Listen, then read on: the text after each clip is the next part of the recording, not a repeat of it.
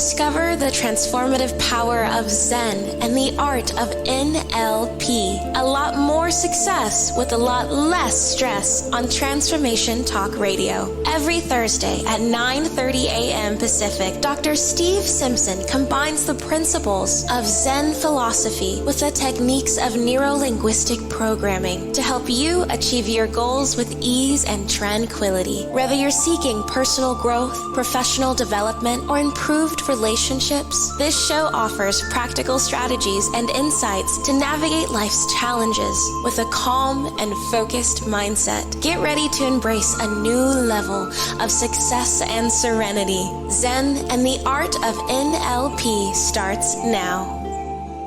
Hello, everyone. It certainly does start now, today, because one of our greatest gifts is probably the one you never think about. It's your innate skill of compartmentalizing in your mind the past, the present, and the future.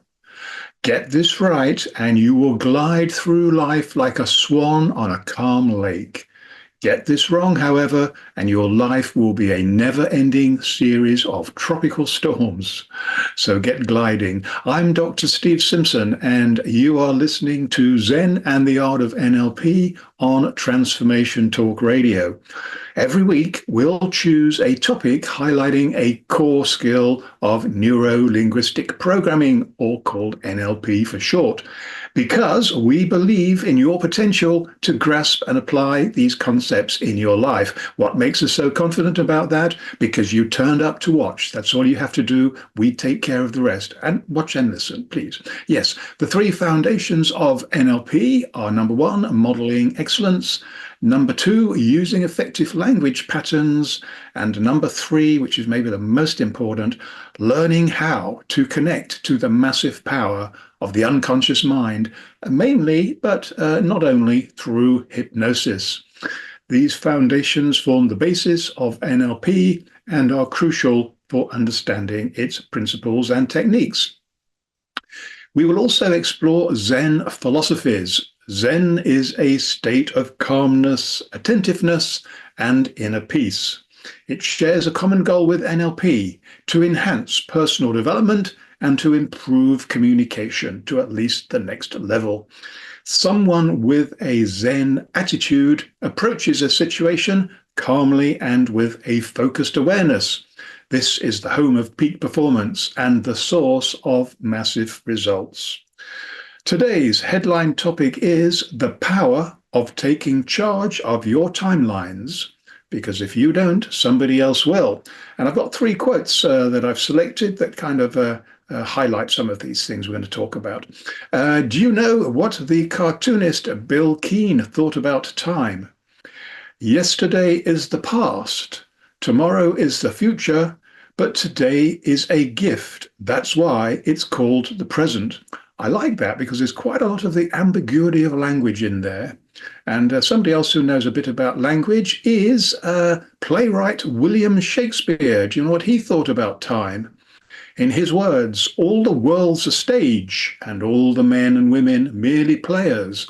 They have their exits and they have their entrances, and one man in his time plays many parts, his acts being 7 ages. And finally, a regular contributor on this show, do you know what the scientist Albert Einstein thought about time? He said the only reason for time is so that everything doesn't happen at once. We'll have to think about that one for a little while. Doesn't waste many words, does he, Professor Einstein? And the source of these three inspirational quotes is from brainyquote.com. Stay with us for the next 30 minutes and let us help you experience that sweet spot of mind, body, and soul to embrace a new level of success and serenity, helping you achieve a lot more success with a lot less stress. Please post your questions and comments, and I'll do my best to answer them in the final part of the show. You can also call us now at our live call-in number, 1-800-930-2819. This is your chance to engage directly with the topic and share your thoughts with our audience. To remind you, today's headline topic is the power of taking charge of your timelines. In NLP, Neuro-Linguistic Programming, a timeline refers to how we internally organize and experience time, including our memories of the past and our expectations for the future. It's not a literal timeline like those in boring history books, but a mental framework shaping how we process and interact with time. So let's get started right now. Step 1 of 3 is understanding the advantages and the disadvantages of living in the past. Living in the past can have two meanings. It can be dwelling on past experiences. They can be positive, like fondly remembering happy times. But it can also be harmful, like dwelling on regrets or failures. Well, we've all done a bit of that, haven't we? Idealizing a particular time can be romanticizing a historical era or even a time in your life. This is the rose tint spectacles, perhaps. And there's a difference between learning from the past and getting stuck in it. Here's a breakdown of both sides. The upsides of the past are cherished memories. Nostalgia can be comforting and bring back positive emotions. Bear in mind that nostalgia is not what it used to be. Learning from mistakes, reflecting on past experiences can help you make better choices in the future. And historical knowledge, understanding the past, helps us to understand the present. And I wish our politicians recognized that. Now to the downsides of the past. Regret and resentment. Dwelling on negative experiences can make it hard to move on. Unrealistic expectations. The past is often idealized, leading to disappointment possibly with the present. Missed opportunities. Focusing on the past can distract you from the present and the future. So, generally speaking, living in the past is not a good idea. Too often it's associated with school, peer, and family abuse. The result can be depression in serious cases when the past feels like the ever-present grim reality of life, and we don't want that. Moving on to step two of 3, which is understanding the advantages and the disadvantages of living in the future. So we've talked about the past, now we're talking about the future. Living in the future is a concept that's both exciting and full of possibilities. Here are a couple of ways to think about it. Well, the future that's already here. Many technologies we once thought futuristic are now commonplace. Think of smartphones, video calls, and instant access to pretty much any information. They're all examples. The future we're building. Scientists and engineers are constantly innovating, and fields like renewable energy, artificial intelligence, and space exploration are constantly evolving. How we live, work, and interact with the world could change dramatically in the coming years. Here are some specific areas where we might see significant changes in the future. In technology, artificial intelligence could become even more sophisticated, potentially leading to more intelligent machines and automated tasks. This is happening already, and it can only get better or worse, whichever way you look at it. Sustainability. As we become more aware of the impact of climate change, there could be a solid move to renewable energy sources associated with other sustainable practices. Well, we like the sound of that. Exploration, space travel could become more accessible, opening the possibility of colonizing other planets. I heard on the radio this week that we're planning to be on Mars by 2040, which doesn't seem such a long way away. I don't think I'll make that trip. And of course, predicting the future is difficult. There are also challenges to consider, like the ethical implications of new technologies and the need to ensure a sustainable future for all of us. No matter what the future holds, it's sure to be an exciting time to be alive. So buckle up those seatbelts. However, on balance, living in the future can negatively impact your performance by distracting you from the only reality you have, which is what is happening to you and with you right now in the present. Too often, people who live in the future suffer fear and anxiety relating to their imaginary perception of future events, most of which won't happen, but they've happened in their mind, which is bad enough. And to remind you, you are listening to Zen and the Art of NLP with me, Dr. Steve Simpson. We're going to take a swift break shortly, but before we do that, take a moment to think about these 3 questions. I ask them every week, and that's because I think they're pretty much the most important 3 questions any of us need to worry about or think about. What's the one thing? This is question 1. What is the one thing that you desire the most? There's nothing wrong with having desires. The more desires you have, the more you're likely to achieve. Question number 2, what is the one thing that is stopping you from achieving it? Because if you can't find out what's stopping you, unfortunately, it's going to make it a lot less likely that you're going to achieve what it is that you desire the most. And the third question, which is a little bit unusual, and you might not have thought about this too much, but I encourage you to do so. What is the one thing that you want to share with others? And there are several reasons why this is perhaps the most important one. One is when we move away from the me, the I, into sharing with others, sharing with you, we are raising our own frequencies. And when this happens, quantum theory tells us that somewhere in the planet, somewhere in the universe, those frequencies we're putting out are going to resonate with at least one other person, and very likely many more. So come from a giving place. You can never be wrong when you do that. When we return, step 3, the final step, is learning how to find flow, stay in the zone, and boost our performance beyond our wildest expectations by fully embracing the joy of living in the moment. Trust me, this is a lot easier than it might sound. So stay tuned. We will be right back, helping you achieve a lot more success with a lot less stress.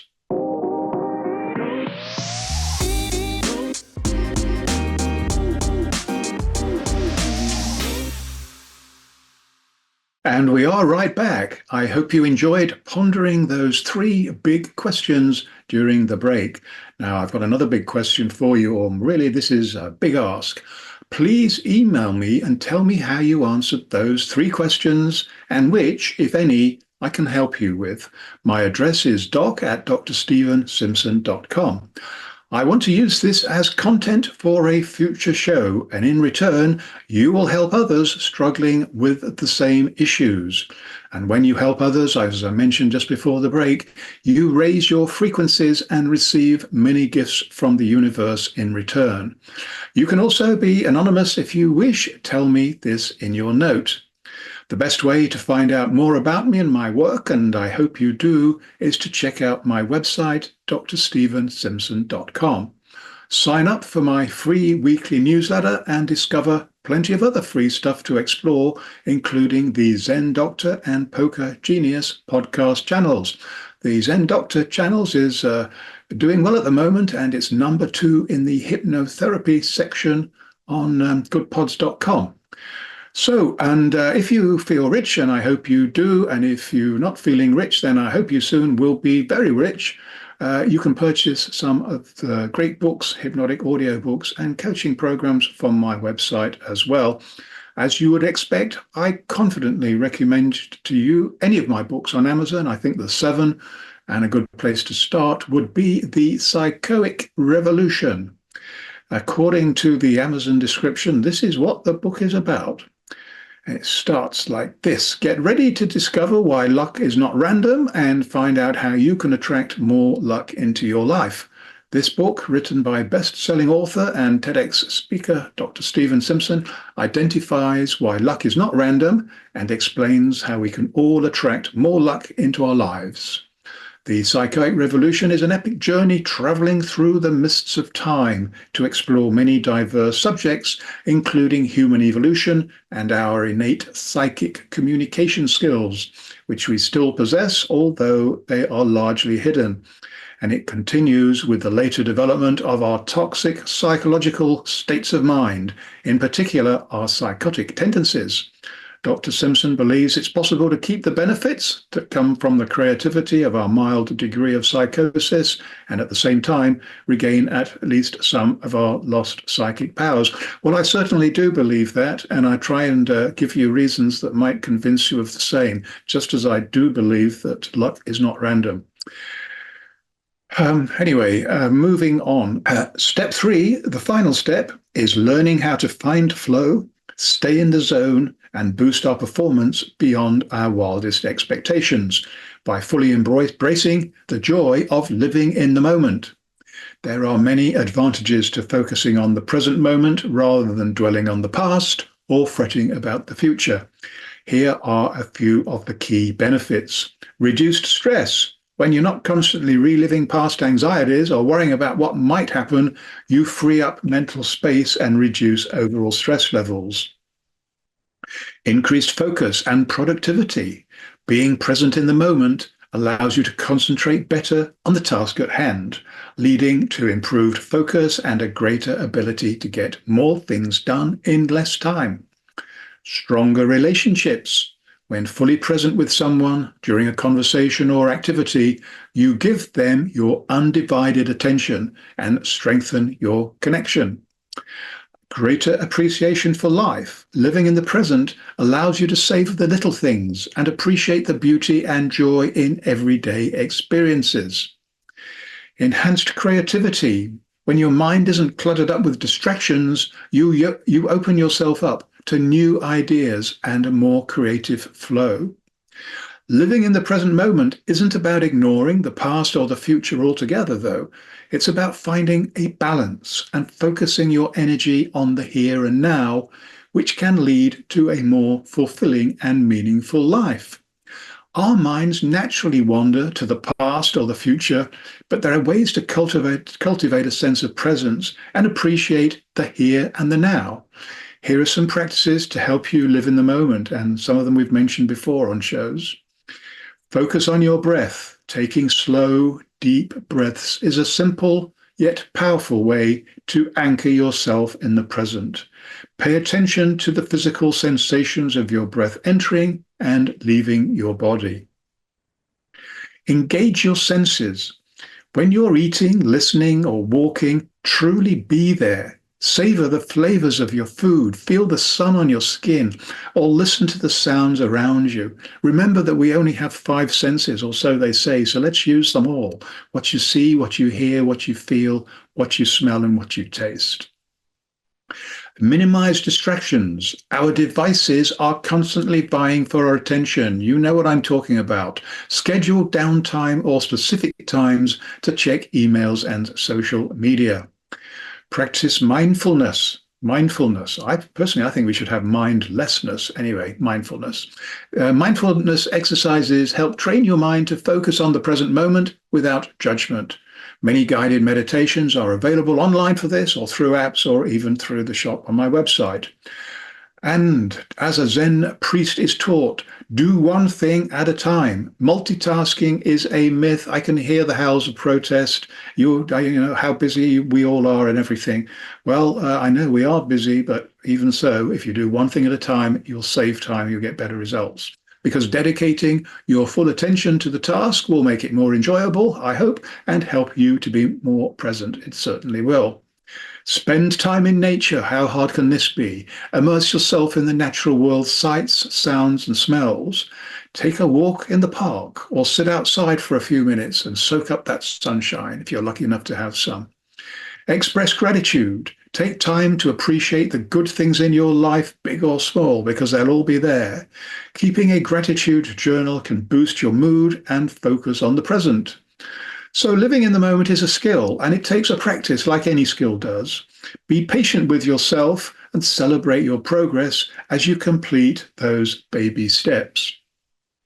Okay, now we've got a few questions for us to consider, and let's see where we start. Dacha wants to know, is it important to know whether somebody lives in the past, the present, or the future? It depends. I think for anybody, if you can get some idea of are they in the present, the past, or the future, it's going to help you to understand that person as a minimum. And if you're a therapist or you're trying to help somebody or you're a coach, then that's really important because people make some big mistakes about this, living in the past, the present, or the future. And you might be able to help them. So yes, stature, it is important. Paris wants to know, can you give me an example of different timelines? Yeah, this is always interesting because on the NLP training courses, we always spend some time with the delegates, asking them to tell us about their timeline. So you ask them a question, and I'm asking you this question now as well. Where do you see the past? Some people will point this way or that way. Some people point in front of them or behind them, or some up in the sky or down to the floor. Everybody's different, but it helps you to know because when they're talking, their eyes will possibly be moving in these directions. Then you ask them, okay, that's that's the past. So where is the future? And if somebody said the past is behind them, then the future, they'll often say the future is in front of me. And where's the present? People will probably show you with their hands. The present is right here. It's behind my eyes. It's just in front of my eyes. So those are different examples of how people have different timelines. Yeah. In fact, as I'm saying that, I'm just remembering a teacher that I spoke to on one of these courses. She came up to me and she said, I really feel as if I'm stuck in a rut. And I said, well, that's not very nice. Tell me more. And she said, well, I'm a teacher and, we've just got this calendar. It starts with the beginning of the school year. And then we have our Christmas break. And then we have the spring term. And then we have the summer term. And then there's the exams. And then we all go on holiday, which we've been looking forward to. And then it all starts again and again. So she actually says, I feel as if my life's going around in circles. And she was telling me with her hands that, in fact, her life is going round in a circle. So I was able to say, well, look, I know that you live on the calendar, but every year can be different. The people are going to be different. So, that lady was stuck in a rut. And it's fairly obvious, really, just listening to her why. And hopefully my comments over a couple of minutes, hopefully they might have helped. Yes, okay. Di wants to know, I've had some painful experiences in the past. Any advice on how to get over them? Well, you're not alone, Di. I mean, all of us have had painful experiences in the past, and some people have had really, really, really painful, and they can't get them out of their head. And these experiences are triggered. This could be called post-traumatic stress disorder. So it's a bit of a deep subject for me to get over just very quickly. I can't do it justice in a minute or two. But I remember Richard Bandler, who I've worked with, the co-creator of NLP. A very common expression of his is you can't change the past, but you can change the way you think about it. Because there is one thing that we're in charge of, and that is our thoughts. I know that other stuff tries to, cram in on top of it, but we can always choose a good thought and try and live in that for at least a few seconds. Anyway, so now it's time for Zen and the Art of NLP, the top tip of the week. And here we go. This one again, the one you probably don't want to hear.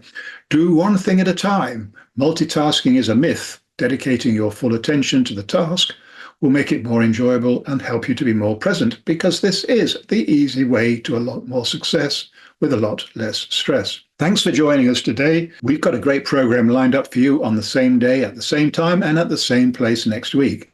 Be there and invite all your friends and family and everybody else too. Even the people you don't like, who knows, you might even get to enjoy their company because stranger things have happened. Finally, don't forget to check out my website, drstephensimpson.com, to sign up for my free weekly newsletter and discover plenty of other great stuff too. And don't forget to send me the answers to the 3 questions. Thanks for joining us on the show. Look forward to meeting you same place next week. In the meantime, meet many exciting new people, make massive progress on your projects, and most importantly, have almost too much fun. So goodbye for now.